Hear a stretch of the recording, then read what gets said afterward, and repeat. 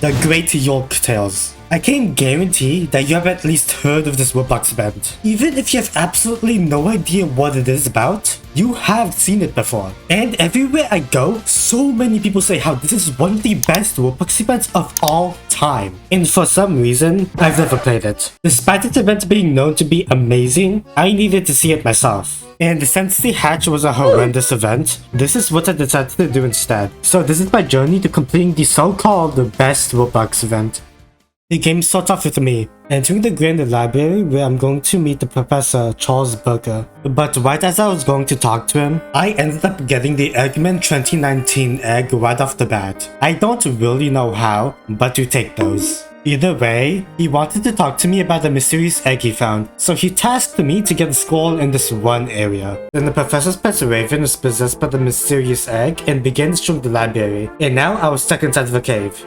Awesome. So now I had to do this obstacle course, where I learned all of the core mechanics of the game. And I also found the Ingo egg along the way. Oh, is that an egg right there? Oh, that's an egg. Okay, got the Ingo egg, let's go. But after I escaped the cave, Burger was turned into an earthworm, while his pet Raven stole all of the eggs and escaped into an egg cyclopedia? Sure, I guess. And I'll be required to achieve all of these eggs in 5 different worlds. Starting in Wonderland Grove. Upon entering the world, I already found a teapot egg. On a little side note though, in each world there will be eggs on the ground that I'll just find randomly. And they're pretty easy to find regardless, so I won't be talking about these eggs. Then there's also this tea party with only like 2 people. And this old lady asked me to send invitations to people in this world, which I thought would be extremely easy. But I was kind of right. Only if you searched up a bunch of tutorials created by Canal 3D. But for the sake of my own experience, I decided not to use any tutorials unless I was very frustrated. So now it's time to send out invitations. Where do I even begin with this one? Out of everything in this map, the one that stands out the most, except the very big tree in the middle, is a maze which led me to these 2 NPCs. To get them to go to the tea party, I had to do this simple little mini game where I control the ball to go through several hoops. I would say this was easy if this didn't happen. I'm stuck. I can't move. What am I supposed to do here? So sometimes, the ball would just get stuck in place, making it so much harder to finish this game. And it took me several tries. Okay, you know, okay, there it is. Let's go. Okay, does that mean anything though? And that was only like 3 out of the 15 people I had to invite. Back inside of the maze, there's also this guy somehow trapped in here, which I'll get back to later. And the guy who looks like a pit made out of Play-Doh. Oh, I would like to talk to you. Would you be so kind as to help me with a favor, just a little one? What I had to do was paint these roses red with tomatoes, which out of context sounds terrible. But unfortunately, I couldn't give him an invitation to the party. But even better, he gave me an egg. Painted rose egg, let's go. Apart from the several side quests this world had to offer, many of the invitations I had to send out were just NPCs standing around doing nothing. It was the most boring thing ever, but there were some that were at least a little different. For example, the guy I mentioned earlier where you had to use a crowbar to free him from the cage, or having to feed the good Pepper, because yeah, but even then I was pretty underwhelmed. I got the treasured egg of Wonderland. Now there are like 2 more eggs to be found in this world. The first one where I'd have to put some coins inside of this well. Hey. Oh. Yeah, sure. And the second one, I'll let the footage speak for itself. Oh, this is just luck based, okay. Okay, well, this is just luck. Yeah, no, this sucks. This actually sucks. Like, unironically sucks. If you haven't caught on yet, I have to choose between any of the 3 cups. And choose the one with the marble 3 times in a row. It's a 33% chance each time. You gotta get that 3 in a row. Follow, and I already lost track of it. Okay. I got lucky there. See, I got lucky because it was that confusing. Okay, now it completely switched up on me. Yes! Oh my god.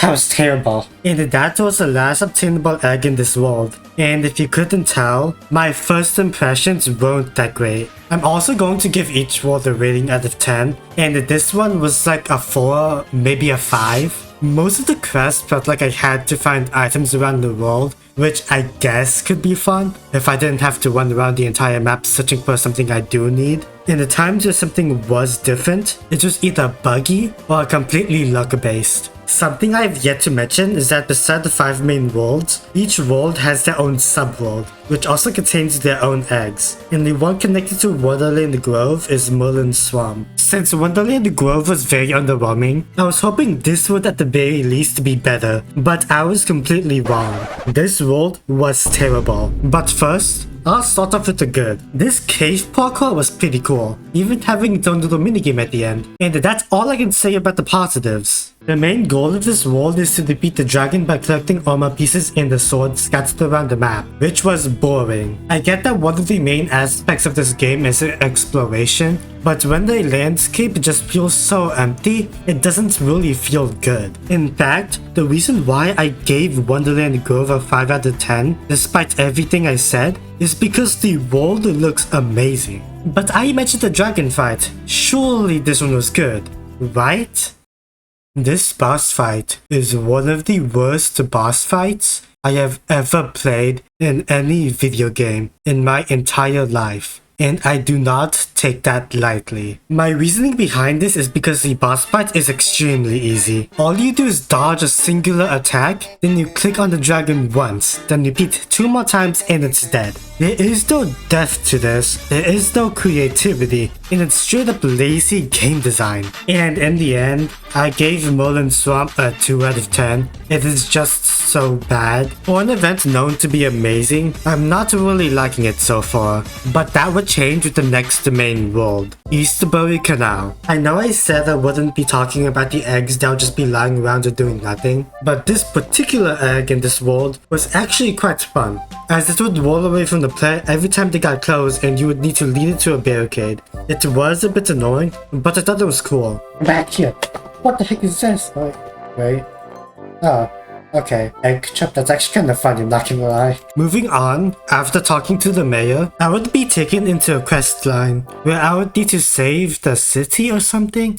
I don't really know, I kind of forgot what the plot was. And the first one of those quests would be to set up the grand brunch buffet. It was pretty easy as I just had to replicate this tent over to this one. Afterwards, I was sent to the chocolate factory for reasons I am not aware of, and upon entering, I was told to go to the ice cream shop to make ice cream, because that's exactly what a chocolate factory needs. If you were willing to make more, you would more than welcome to take it. What did I just read? If you were willing to make more, you would more than welcome to okay, well, sure, I guess. And after making ice cream, I was granted access to the chocolate factory to fix it from cooling down apparently. And after fixing it, I went back to the mayor and was given the treasured cuisine egg. But other than the main quest I just finished, I genuinely found the subquests to be enjoyable. Like this one where you had to single-handedly take care of the restaurant. It really felt like I was playing a game of Overcooked, but no friends. The other 2 minigames I played were connecting pipes together, which was pretty cool I guess, and doing some parkour under a cave, which honestly looked really beautiful. Easterbury Canal fixed a lot of the problems I had with its previous minigames, because it felt like I actually had to think and not rely on dumb luck. And even though my ratings for the last 2 worlds were really low, I would give Easterbury Canal an 8 out of 10. Then I entered the subworld and I genuinely didn't believe anything could be worse than Merlin Swamp, but here we are, with the absolute worst world in the entire game, Steins Basement. The task here was simple. All I had to do was lure this thing over to several buttons, but for absolutely no reason, it would constantly keep bouncing all the way back into the room, making it so hard for it to press the buttons. Are you kidding me? This is so stupid. He's back here now. Oh my god! He's just stuck there. Just go over here. Are you serious right now? Oh my god! What is this game? Oh my... He's just back there now. Eventually I completed it, but that was genuine frustration I experienced. So I'll be giving this world a 1 out of 10 without a doubt. But don't worry, the score gets much higher later in the video. With the next world taking place in Horde Bo City. Now this one is unique, because you can actually travel to 3 main parts of this world. Sunnyside Heights, Capone Yards, and Frita Square, with the inclusion of the subworld, but I'll talk about that later. Now this world, at least to me, was very confusing, to the point I had to use a tutorial for the first time, because I actually lost track of what I had to do. So sorry if things get very confusing. Like, it spots like I was doing 3 different quests simultaneously. But here's a little rundown I took from the wiki page. So for the Egg Capone, I needed to find a lockpick inside of this police station. Then I would head to Capone Yards, where this door would open. And I'd be faced with this parkour, which for some reason, I had a little bit of trouble with. I'm not even touching it. I made it. Eh? What? Oh. Okay then. That works too, I guess. Then I would need to avoid getting caught by security. And I don't know about you, but it was kind of easy. What the heck is happening over there? What is this going on? What is going on with their like AI or something? Like what? But while doing that, I would need to find some kind of disguise, so I could get past this guard. Then I would need to evade some spotlights to reach the egg. Okay. This is fun though, I like this. Make it... Okay, that was close. I made it. Your egg, Capone. For the investigator egg, I would need to talk to Lieutenant Francisco, where I would need to go to Frita Hotel to investigate a crime scene. And in this room, I must search for 7 different items. Your necklace. Okay, so I guess I'm finding clues. I mean, it is just another patch quest. Oh wait, detective hat. Ooh, gloves. I need one more and that's slippers. Aha, I found you. Then I would head over to the bookstore, where the burglar was caught and I got the egg. I found an egg! Invest egg investigator. And for the final egg in this world, the Horde boiled treasure egg, inside of a warehouse, there'll be a mafia member whom I will arrest. And he has a gun. So after doing that, I would then have to go to a sewer, which at this point feels like a lot of walking back and forth, but it ended up being a decently fun parkour course. But after that, I would need to find a specific NPC around the map, which, yeah, cool, I guess. However, she would give me the information to visit this guy in Frita Square. I've heard a lot about you. I even sent some of my best men out to put a stop to you. Yet here you are, standing in my hotel room. Ready to arrest me, I would assume. Well, I hate to disappoint, but it won't be that easy to put me behind the bars. Just try and catch me. Oh, wait, that was it?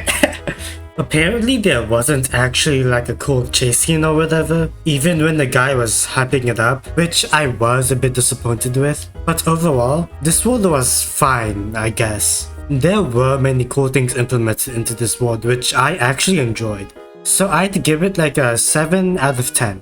And moving on to its subworld, Festival of Eggs. The main mechanic here is that you're capable of flying an airplane, which was pretty good for navigation. But that's really just it, as the entire quest revolves around going to different spots around the island several times, which got really repetitive. I mean, the islands look amazing, don't get me wrong, but this was just okay, I guess. So I'll give it like a 6 out of 10. And the next world is Ruins of Bukong. But before I start, I just want to say that this one is absolutely amazing. Almost every single egg in this world is contained inside of this temple, and most of the challenges were really fun. For example, to get the Egg Evolution Egg, I had to complete the rhythm game, and if you know anything about me, I absolutely love these types of games. Okay, got it. Yo, that was actually kind of hard. I think one of the funniest parts here is that there was a trap, in which I ended up in one of those cliche running from a boulder scenes. Oh, shoot! But instead, I outpaced the boulder by a lot, to the point I believe the game was like bugged. Was it that fast? Really the... what? Am I just stuck here now? Oh, shoot, it's right there! It's right there! Oh my god! Oh, okay, it's right there. Yep, okay, I'm just gonna wait here. I made it out. Yay, I got it! But by far the hardest egg to obtain is the Explorer egg. After accepting this guy's quest, I will need to solve 3 different puzzles. The first one not really being that hard as I just completely guessed it, but the most confusing room was this one right here, as I was supposed to place these torches into specific order using these symbols. But there was absolutely no way to tell which torch went to where, and I was stuck on this for way too long. There were symbols on some of the tombstones with torches on them, but there were also 2 other symbols on the walls of the room, and even when I did eventually find it out by looking at the tutorial, the symbols didn't seem to have any correlation at all. Then the last puzzle was just going to different doors, with one being safe and the rest being death. It was just luck. This was definitely the weakest aspect of this world. Okay. That sucked. And for the treasured egg of the Bukong jungle, I had to find 4 fruits scattered all around this area. Then I would perform a ritual at the top of the temple, which would cause a key to appear behind this waterfall. This key would then allow me to fight the Skeleton King. The boss fight was fairly simple, as I just had to defeat the skeletons, which would cause the king to drop it down, so I could attack it. Nothing notable actually happened during this boss fight, but at least it wasn't as bad as this. I found it surprisingly difficult as my HP was dropping, but I was still able to get the egg. Just die, please, just die. Please, just die. Please, please. Please, just die. Thank you. Oh my god. Bukong Jungle is definitely my favorite world so far, as unlike the other worlds, this one feels so much more free to explore. Obviously there are some aspects that I really dislike, but something about this world felt much different. I'll be giving this world an 8 out of 10. And leaving my favorite world aside, also comes with my favorite subworld, Return of the Rabbit. This world is actually based off of the Heroes of Roblox event back in like 2017. Either way, all I had to do was shoot the rabbits which would charge a meter. That would allow me to activate this button. Then I would repeat this 4 times and the boss would be taken down. I know some people may call me a hypocrite while criticizing the Dragon Rune from Merlin Swamp because of its repeated process, but guess what? I don't really care and I'm giving this another 8 out of 10. Next up is the Undernest, which out of all of the main worlds has the least amount of eggs. Now there isn't really that much to do here despite the vast open area, but there are 2 main eggs I do want to talk about. The first one being the spider egg where I would have to play a game of Temple Run which was somewhat enjoyable. Then the second one being the egg of Dark Nest, where I would hold a crystal while completing an obstacle course at the same time. Even though there isn't that much to do in this world, it was super fun to explore, so I'd be giving this a 7 out of 10. However, the Undernest actually has 2 subworlds, the more minor one being Blizzard Valley. It was very Christmas themed, which was kind of odd for an egg hunt, but I digress. The task here was to send presents to 12 different houses while riding on a sled. And if I'm gonna be honest, my aim was kind of bad, so I failed to do it within the time limit. But this world wasn't anything special, so I don't have many strong feelings towards it, and I'll just give it a 7 out of 10. But now it's time for the final boss of this entire game, Aymor's Lair. This is what each of the previous worlds have been leading up to for the fight against Aymor, the pet raven that was possessed by the mysterious egg. To begin attacking Aymor, I would need to gather some dynamite all the way across here, and using the wings that I had bought a long time ago, I skipped like half of the parkour required. After waking Aymor up, I would need to then continuously explode it with dynamite. Oh god, okay. Oh, you can't get me like this. Oh, hello. Good dynamite? Oh wait, let me grab this. What happened? I lost my dynamite. You know, I'm just gonna die now. I am so low HP. Okay, though. Oh, I was on. Okay, thank God. He just saved me. Oh, I'm on top of him now. This is not the strategy. What am I doing? How do I damage this thing? Oh, that did with that dealt damage. Oh, okay, he's almost dead. Oh, hello. I'll place dynamite there. Sure. Okay, got that. I need one that's dynamite. They're all exploding. We need some yeah, I get it! Okay, I got all the crystals, right? I did it! I got the final egg.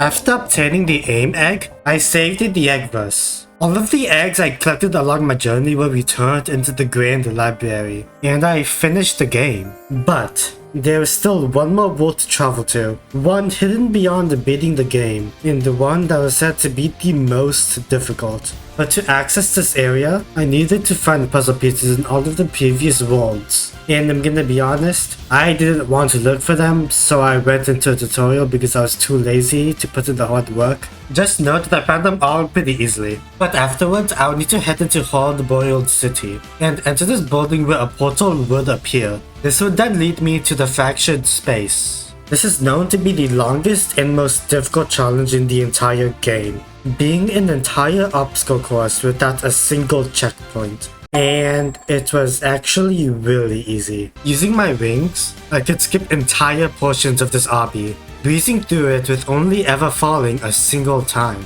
So as you may expect, I finished it in like 10 minutes. Oh shoot. Oh my god, I don't know how to save myself. And I can just skip it. I can just skip it, that's so funny. These wings are so overpowered. Do these bounty up? Okay, good. I'm just skipping this entire section. It's so good. And I did it. That was easy. Okay. I got the 15 egg. Let's go! After collecting every single egg, I'd have to say that the 2018 Roblox Egg Hunt was amazing. Yes, I know I was a bit negative about it towards the beginning, very negative. However, especially during the second half, I ended up loving it. While this event, in my own opinion, isn't as good as many people say it is, it's still a fantastic event. And with the sequel just upon the horizon, which I'll definitely be playing, I'm very excited to see what's next. Anyways, I'll be giving this event an 8 out of 10.